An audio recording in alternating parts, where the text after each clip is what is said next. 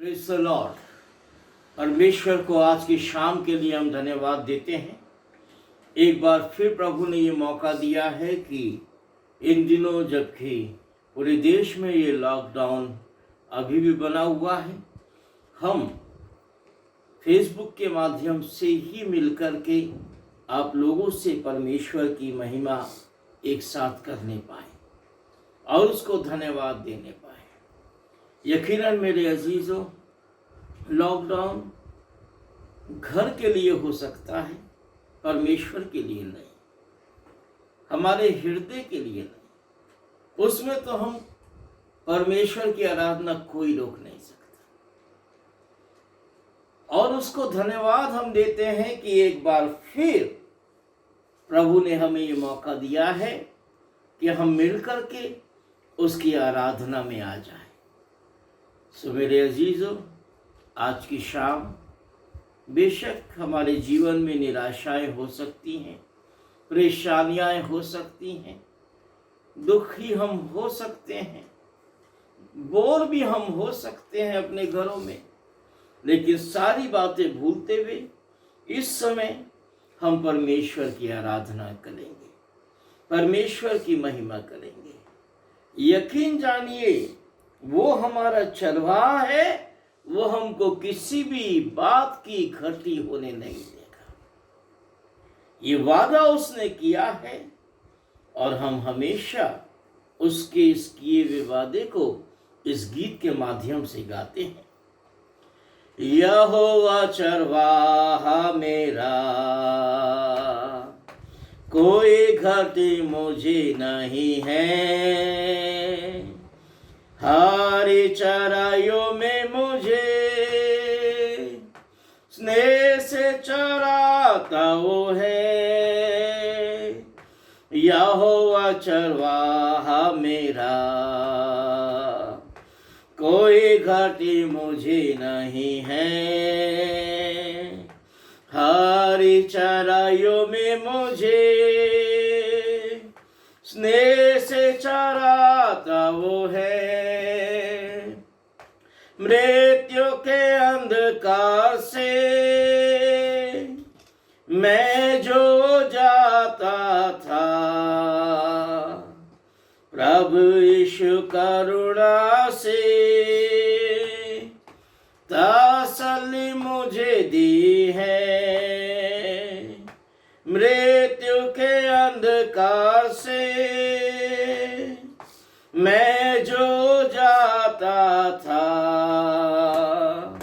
प्रभु यीशु करुणा से तसल्ली मुझे दी है। यहोवा चरवाहा मेरा, कोई घटी मुझे नहीं है। हरी चराइयों में मुझे स्नेह से चराता वो है। शत्रुओं के सामने मेज को बिछाता है। प्रभु ने जो तैयार किए, मन मेरा मगन है। शत्रुओं के सामने मेज को बिछाता है। प्रभु ने जो तैयार की, मन मेरा मगन है। यहोवा चरवाहा मेरा, कोई घटी मुझे नहीं है। हरी चराइयों में मुझे स्नेह से चराता वो है। सर्वदा प्रभु घर में करूँगा निवास जो मैं। करुणा भलाई भी उसकी आनंदित मुझे करती है। सर्वदा प्रभु घर में करूँगा निवास जो मैं, करुणा भलाई भी उसकी आनंदित मुझे करती है। यहोवा चरवाहा मेरा, कोई घटी मुझे नहीं है। हरी चराइयों में मुझे स्नेह से चराता वो है। हाँ मेरे अजीजों, वो हमें स्नेह से चराने वाला परमेश्वर है। बेशक आज दुनिया कोरोना के कहर में है, लेकिन हम कोरोना के कहर से डरते नहीं, क्योंकि खुदा की करुणा हमारे ऊपर है। हमने गाया, प्रभु यीशु करुणा से तसल्ली मुझे दी है। आज पूरी दुनिया में कोई ऐसी दवाई नहीं बनी है जो मनुष्य को तसल्ली दे दे। इस महामारी का कोई इलाज भी अभी तक नहीं निकला है। दावे बहुत हो रहे हैं, लेकिन कारगर उपाय अभी तक नहीं है। कारगर उपाय केवल परमेश्वर देगा, अपने समय पे देगा। लेकिन उससे पहले जो कारगर उपाय है वो उसकी करुणा है, वो उसकी दया है जो हमारे ऊपर है मेरे अजीजों, जिसके द्वारा वो हमें बचाता है, जिसके द्वारा वो हमें तसल्ली देता है। और यकीनन करुणा भलाई भी उसकी आनंदित हमें करती है।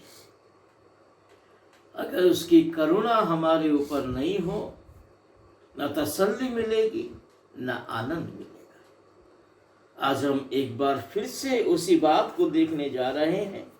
हम इस लायक तो नहीं होते कि उसकी करुणा को हम पाए, क्योंकि हम उसके वचन के विरोध में चलते हैं।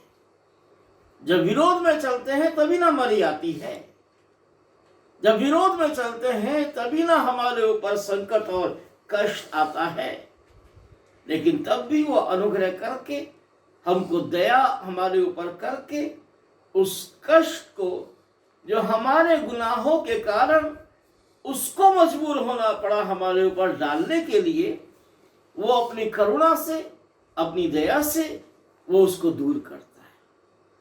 आज फिर हम ऐसा ही एक वाक्य देखने जा रहे हैं, और हम इन दिनों में इजराइलियों के ऊपर आई उन महामारियों को देख रहे हैं जो उन्होंने जंगल में झेली।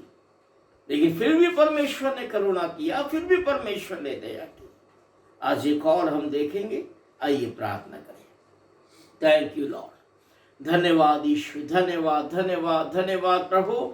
आपके पवित्र नाम की महिमा करते हैं। आपके पवित्र लोगों के साथ उनके घरों में आज आपके पवित्र चरणों पर आते हैं। बेशक प्रभु हमें अपने घर से अभी निकलने की इजाजत नहीं, लेकिन प्रभु आपकी आराधना कहीं भी तो हो सकती है, किसी भी स्थान पर हो सकती है, उसको कोई रोक नहीं सकता। और आज अपने घरों में हम आपकी आराधना कर रहे हैं। आज की शाम के लिए हम आपको धन्यवाद देते हैं और आपके पवित्र नाम की हम महिमा करते हैं। आपका वचन एक बार फिर से देखने जा रहे हैं कि जब लोगों ने तो आपके खिलाफ बात की, लेकिन आपने फिर भी उनको खाने को दिया, फिर भी अपनी महिमा उनके जीवन से कराई। और प्रभु आपने वो दंड जो उनके ऊपर डाला, खुद ही आपने उसको दूर किया। प्रभु आपकी सामर्थ, आपकी आशीष अपने ऊपर चाहते हुए मसीह यीशु के नाम से मांगते हैं, सुने और कबूल करें। आमीन। आइए मेरे अजीजों, आज हम एक ऐसी बात देखने जा रहे हैं कि परमेश्वर ने तो इजराइलियों को खाने को दिया, लेकिन उस खाने के कारण आज बहुत से लोगों को भूखे मरने की नौबत है। खाने के कारण किसी की मौत नहीं होती है जनरली। हाँ, कोई गलत चीज खाए तो जरूर उसके शरीर को नुकसान पहुंचता है, लेकिन खाना जो है वो शरीर को सामर्थ्य देता है। लेकिन जब हम खुदा के विरोध में बोल करके और फिर खाते हैं तो हमारे ही शरीर का नुकसान करता है। आज इजरायलियों की एक घटना हम ऐसे ही देखने जा रहे हैं, जबकि उनको मांस खाने को नहीं मिला। आज भी ईसाइयों का ये तो बहुत बड़ी कमजोरी है मांस खाना उनके लिए ज़रूरी है। अभी तो बहुत मुश्किल हो रहा है। अभी तो कोरोना के साथ साथ जो है बर्ड फ्लू भी फैल गया है। सारी मुर्गियां जो है वो नाश की जा रही हैं। लेकिन फिर भी खुदा अपना अनुग्रह करके हमारी इच्छा पूरी करता है। ये दिन खत्म हो जाएंगे तो प्रभु फिर आपको आपकी मर्जी के मुताबिक मांस भी खाने को देगा। लेकिन इजरायली लोगों को खाने को तो दिया, उनका मांगने का जो तरीका था वो कितना गलत था। अरे खुदा हमारी आवश्यकताएं पूरा करता है, लेकिन परमेश्वर से मांगिए तो उचित तरीके से। अगर हम मांगेंगे भी खाने के लिए परमेश्वर से वो तो देगा। लेकिन जब हम इंसान से एक तरीके से बात करता है, खुदा से देखिए इजरायली लोग कैसे बात कर रहे हैं। हालांकि वो मूसा को बोल रहे हैं खुदा को सुनाने के लिए। और आइए गिनती की पुस्तक उसका 11वां अध्याय मेरे साथ खोल दीजिए। बाइबल अपने हाथ में रखिए, गिनती की पुस्तक और उसका 11वां अध्याय मेरे साथ खोल लीजिए। और वहां चौथे पद के आगे ऐसा लिखा हुआ है कि जो मिली जुली भीड़ उनके साथ थी वो कामुकता करने लगी और इजरायली फिर रोने लगे और कहने लगे हमें मांस खाने को कौन देगा। अब देखिए इनको जब गुलामी में थे वो खाना याद आ रहा है। जब तकलीफ में थे, जब इनके ऊपर परेशानियां थी, खाने का वो आनंद ले नहीं सकते थे। खाते खाते मजदूरी करने के लिए दौड़ना पड़ता था इनको, और फिर भी मिस्री लोग इनके ऊपर चाबुक बरसाते थे और ये अपने खाने को अच्छे से खा भी नहीं पाते थे। वो दिन इनको अब याद आ रहे हैं फिर से, और ये बोलते हैं हमें वो मछलियां स्मरण है जो हमें मिस्र में सेतमेत खाया करते थे। वे खीरे और खरबूजे और गंदे और प्याज और लहसुन भी, परंतु अब हमारा जी घबरा गया है।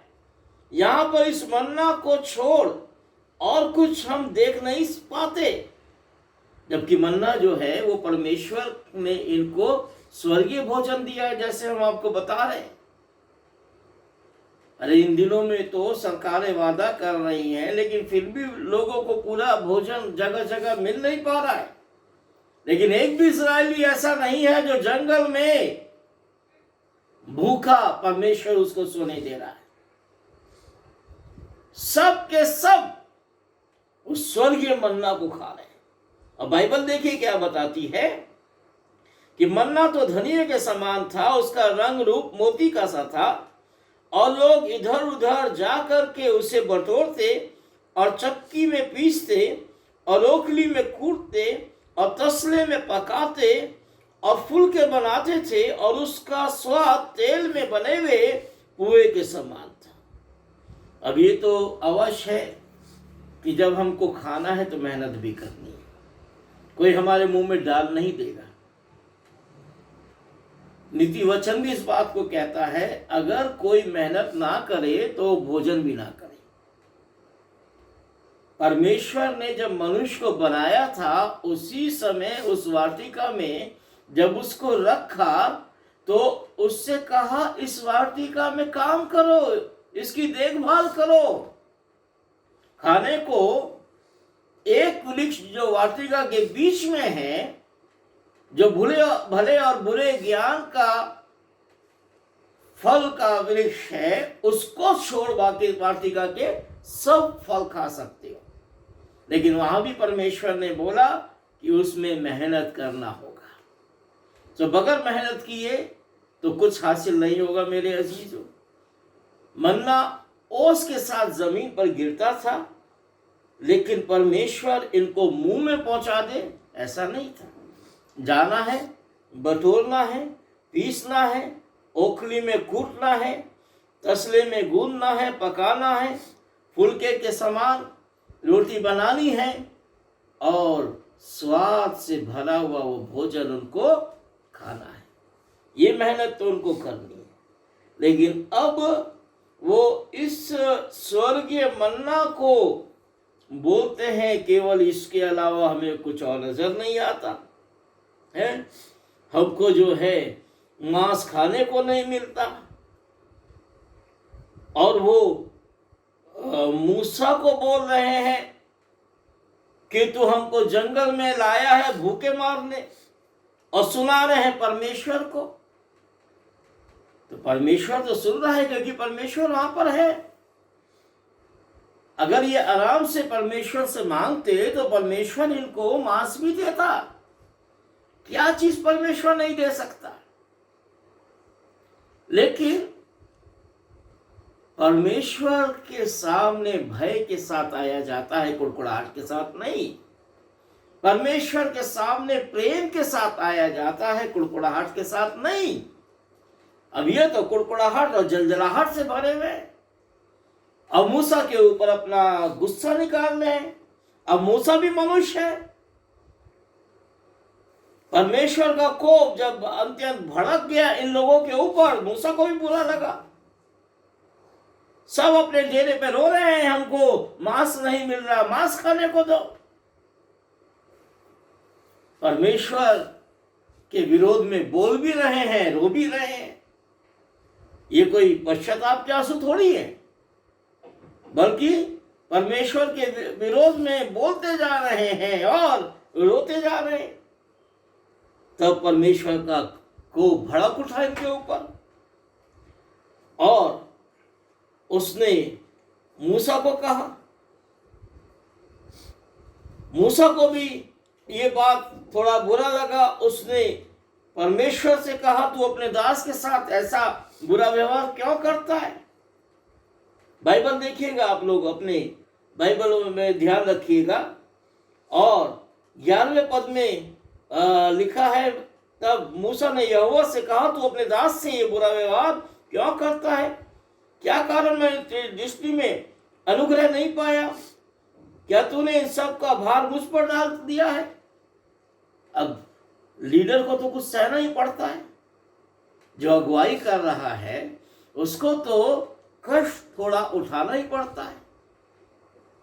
अब यहां पर मूसा लेकिन थोड़ा सा घबरा गया है।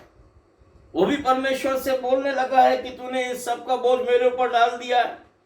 क्या मैंने इनको अपने कोख से जन्म दिया है जो मैं इनको उठाए फिरूं? ये जो भार तूने मेरे पे डाला है ये मुझसे सहन नहीं होता। मैं इनके लिए कहां से मांस लाऊं? मैं इन सबको खाने के लिए कहां से दूं? ये सब लोग आके मेरे पास रो रहे हैं कि तू हमें मांस खाने को दे। मैं अकेला इनको नहीं संभाल सकता, ये मेरी शक्ति के बाहर है। मूसा परमेश्वर से कहता है ये बातें। तब परमेश्वर उसका भी उपाय निकालता है। पहले उसी का उपाय निकालता है। पहले वो मूसा की बात को सुनता है और उससे कहता है, ठीक है, चल तू ऐसा करना कि कल तू इस्राएलियों में से 70 ऐसे पुरुष चुनना कि जो आत्मा मैंने तुझमें डाली हुई है वो तुझमें से निकाल के थोड़ी थोड़ी उनमें डाल दो। केवल तू अकेला ही भार उठाए नहीं रहे, वो 70 मनुष्य भी जो हैं वो कल मिलाप वाले तंबू के पास उनको ले आना और मैं वहां उनसे बातें करूंगा और जो आत्मा तुझ में है मैं उनमें समवाऊंगा कि वो इन लोगों का भार तेरे संग उठाए रहेंगे और तुझको अकेला उठाने ना पड़ेगा। तो मूसा की समस्या का ये समाधान तो परमेश्वर ने कर दिया और परमेश्वर ने उन 70 पुरनियों को जिसको मूसा ने चुना था मूसा में से आत्मा लेके डाल दिया। उसमें से 2 मनुष्य जो हैं वो मिलाप वाले तंबू के द्वार पर नहीं आए, वो मंडली में ही रह गए, वो तंबुओं में ही रह गए। लेकिन जब जो तंबू में रह गए थे वो भी नबूवत करने लगे। जैसे ही मूसा की आत्मा इन 70 में डाली गई, उसमें से 2 थे छावनी में और 68 थे मिलाप वाले तंबू के द्वार पर। तो बाकी लोग वहां नबूवत करने लगे और बाकी 2 जो हैं वो मिलाप वाले तंबू पर ना हो करके छावनी में ही नबूवत करने लगे। तब यहोशू ने बोला कि वो जो छावनी में तेरी आज्ञा मान करके नहीं आए हैं, छावनी में रह गए हैं, उनको नबूवत करने से रोक। मूसा ने कहा तू मेरे कारण जलता है? अरे जो खुदा करेगा वो ज्यादा अच्छा करेगा या जो मैं कहूंगा वो ज्यादा अच्छा होगा? अगुआ भी परमेश्वर के ही मुताबिक चले ज्यादा उचित है, वो केवल अपने को नहीं दिखाए। यहाँ पर मूसा ने उन 2 व्यक्तियों को जिनमें परमेश्वर ने आत्मा डाला था, तो मूसा ने उन लोगों को रोका नहीं, बल्कि परमेश्वर की मर्जी जब वहां पूरी हो गई तो उन लोगों को भी मूसा ने अपने साथ में ले लिया। अब मूसा की समस्या का तो समाधान हुआ। अब इजराइलियों की समस्या, फिर परमेश्वर से कहा, मूसा ने कहा जिन लोगों के बीच में मैं हूं वो 6 लाख प्यादे हैं और इतना मांस तूने कहा है कि मैं उन्हें दूंगा कि वो उसे महीने भर खाते ही रहेंगे। क्या वो इतनी भेड़ बकरी बैल मारे जाए कि उनको मांस मिले? समुद्र की सब मछलियां उनके लिए इकट्ठी की जाए कि उनको मांस मिले? तो परमेश्वर से मूसा ये बात कहता है। परमेश्वर मूसा को कहता है क्या यहोवा का हाथ छोटा हो गया है? तुम मनुष्य हो, मैं परमेश्वर हूं, मेरा हाथ छोटा नहीं हो गया। अब तू देखेगा जो वचन मैंने तुझसे कहा है वो पूरा होता है कि नहीं। और परमेश्वर ने वो वचन पूरा किया और इजराइलियों को मांस खाने के लिए दिया। और फिर यहां पर लिखा है 31वें पद में, गिनती उसके 11 अध्याय उसके 31वें पद में, कि यहोवा ने एक बड़ी आंधी चलाई वहां और समुद्र से बटेरे सुनिए, मुर्गियों से भी अच्छा बटेरों का मीट होता है, बटेरों का गोश्त होता है। बटेरे उसने समुद्र से उड़ा करके वो हवा के साथ वो छावनी में ले आया और पूरी छावनी में,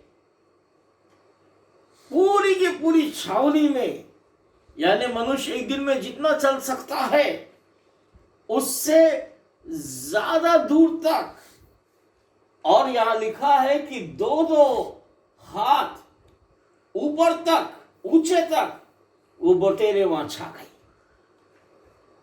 इतनी छा गई कि उनके लिए बटोरना मुश्किल हो गया। अब खाओ, खुदा ने इतनी बटेरे दे दी हैं कि तुम्हारे लिए बटोरना मुश्किल हो गया है। और यहां 32वें पद में लिखा है लोग उठ करके उसे दिन भर और रात भर बटोरते रहे और दूसरे दिन भी बटोरा। जिसने कम से कम बटोरा 10 होमेर बटोरा, यानी उस जमाने का बड़े से बड़ा जो नाप है होमेर, वो उन्होंने बटोरा, यानी अपने घरों को भर लिया उन बटेरों से। फिर भी वो बटेरे चारों तरफ फैली हुई है। खुशी तो हो गई, क्योंकि मुर्गी से भी अच्छा मांस खाने को मिल रहा है, बटेरे है, और खाने लगे, खूब खाए। लेकिन हुआ क्या कि ये खाना उनके लिए आसान नहीं था। ये खाना उनके लिए मरी लाने वाला खाना था, क्योंकि उन्होंने खुदा के विरोध में बकझक करके उन्होंने इस खाने को प्राप्त किया था। हुआ क्या, खुदा का कोप भड़क गया और मांस उनके मुंह में ही था। 33वें पद में लिखा है, मांस उनके मुंह में ही था और वे खाने भी ना पाए थे कि यहोवा का कोप भड़क गया और उनको बहुत बड़ी मार से मारा। और उस स्थान का नाम कि ब्रोथोआ तवा पड़ा, क्योंकि वहां लोगों ने अपने शरीर को ज्यादा महत्व दिया, परमेश्वर की आत्मा को महत्व नहीं दिया। परमेश्वर ने यह शरीर बनाया है इसमें खुदा की आत्मा को रखने के लिए, ना कि खुदा की आत्मा को अपने अंदर मार के शरीर के अनुसार जीने के लिए परमेश्वर ने हमको ये शरीर नहीं दिया। हम इस शरीर को जिए परमेश्वर की आत्मा के अनुसार। आज अगर मनुष्य परमेश्वर की आत्मा के अनुसार जीता तो परमेश्वर जीवन देने वाला परमेश्वर है, वो कोरोना की मौत देने वाला परमेश्वर नहीं है, उसने जीवन ही दिया है। आज लोग जगह जगह जो मर रहे हैं कोरोना के कारण, तो ये इसी कारण हो रहा है कि उन्होंने शारीरिक जीवन जिया, शरीर के अनुसार मांस पर मांस खाया। हमने से किसी से बात छिपी नहीं है कि चाइना में लोग क्या क्या खाता है, कैसा भयंकर रीति से मांस खाता है, किस चीज का मांस नहीं खाता है। दुनिया में हर जगह ऐसी भी है कि मनुष्य सोच भी नहीं सकता कैसा कैसा मांस वहां खाया जाता है। खुदा ने ये सब हमें खाने को नहीं दिया। खुदा ने तो हमें सिंपल अन्न खाने को दिया, अनाज खाने को दिया है। ठीक है, आज हम मांसाहारी हो गए हैं, लेकिन परमेश्वर ने हमको मांसाहारी नहीं बनाया है, परमेश्वर ने हमको शाकाहारी बनाया है। उत्पत्ति पढ़ के देख लीजिए, जहां परमेश्वर ने मनुष्य को रचा है वहां मांस खाने को परमेश्वर ने दिया ऐसा कुछ नहीं लिखा है। परमेश्वर ने पेड़ पौधे अन्न बनाए मनुष्य के खाने के लिए और जानवरों के खाने के लिए। यह नहीं किया कि जानवर एक दूसरे को मारे और खाएं, ये तो पाप के बाद हुआ है। मनुष्य भी जो जानवरों को मारता है खाता है, ये खुदा ने नहीं कहा है।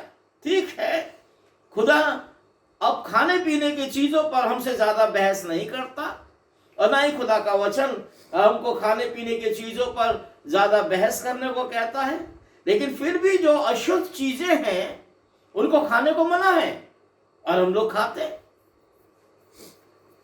दुनिया में कितना लोग खा रहा है, जिसके कारण आज ये भयंकर महामारी फैली है।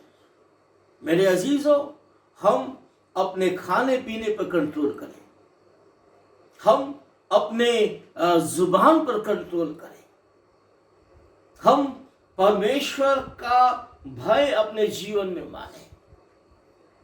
तो यकीन जानिए, ये विश्वास मैं खुदा के वचन के माध्यम से आपको दिलाता हूं कि परमेश्वर अपना अनुग्रह करेगा, परमेश्वर अपनी दया करेगा। ये कोरोना रूपी वायरस हमारे दुनिया से दूर हो जाएगा, बशर्ते हम परमेश्वर के वचन को मान के उसको पूरा करें। और तब इजरायली लोग आगे बढ़ गए और मरी जो वहां फैली थी वो भी खत्म हो गई। लेकिन खुदा में आगे बढ़ो, खुदा के वचन में आगे बढ़ो, पुरानी बात को लेके पीछे मत मुड़ो, खुदा के वचन को लेके आगे बढ़ो। लड़ो केवल शैतान से, क्योंकि यीशु हमारा प्रभु है जो हमारे को जिताने के लिए हमेशा तैयार है। इसलिए मेरे प्यारों, मेरे अजीजों, हिम्मत बांधो, आगे बढ़ो, क्रूस का लो निशान। आइए इस गीत को हम गाएंगे अंत में। प्यारो हिम्मत बांधो आगे बढ़ो क्रूस कर लो निशान। प्यारो हिम्मत बांधो आगे बढ़ो क्रूस करो निशान। जीतेंगे हम यारो हारेगा शैतान। जीतेंगे हम यारो हारेगा शैतान। लड़ो लड़ो फुर्ती करो यीशु है कप्तान। लड़ो लड़ो फुर्ती करो यीशु है कप्तान। हिम्मत बांधो आशा रखो भागेगा शैतान। यारो हिम्मत बांधो आगे बढ़ो क्रूस करो निशान। जीतेंगे हम यारो हारेगा शैतान। जीतेंगे हम यारो हारेगा शैतान। पाप और दुख में चारों तरफ मरते हैं इंसान। पाप और दुख चारों तरफ मरते हैं इंसान। दया करो भारत पर वो हुआ परेशान। प्यारो हिम्मत बांधो आगे बढ़ो क्रूस करो निशान। जीतेंगे हम यारो हारेगा शैतान। जीतेंगे हम यारो हारेगा शैतान। आइए मेरे अजीजों प्रार्थना करें। यकीनन प्रभु से प्रार्थना करें, दया करो भारत पर, वो हुआ परेशान। दया करो इस दुनिया पर, वो हुई परेशान। आपके वचन को तोड़ा है दुनिया ने, आपके वचन को तोड़ा है इस देश ने, लेकिन फिर भी दया करो, फिर भी अनुग्रह करो प्रभु। आपके वचन के विरोध में अपने खान पान को इस मनुष्य ने बनाया है, लिया है, फिर भी दया करो। कोरोना की महामारी आज जो खाने और पीने के द्वारा ही जो गलत रीति से मनुष्य खाता गया, उसके द्वारा दुनिया में फैल रही है। प्रभु आप दया करो कि ये फैलना रुक जाए, ये बीमारी दुनिया से दूर हो जाए, इसका डर निकल जाए और लोग फिर आपकी आराधना एक साथ करने पाए, लोगों का जीवन सामान्य हो जाए, वो आपकी आराधना करने पाए। प्रभु दया करो प्रभु। धन्यवाद प्रभु।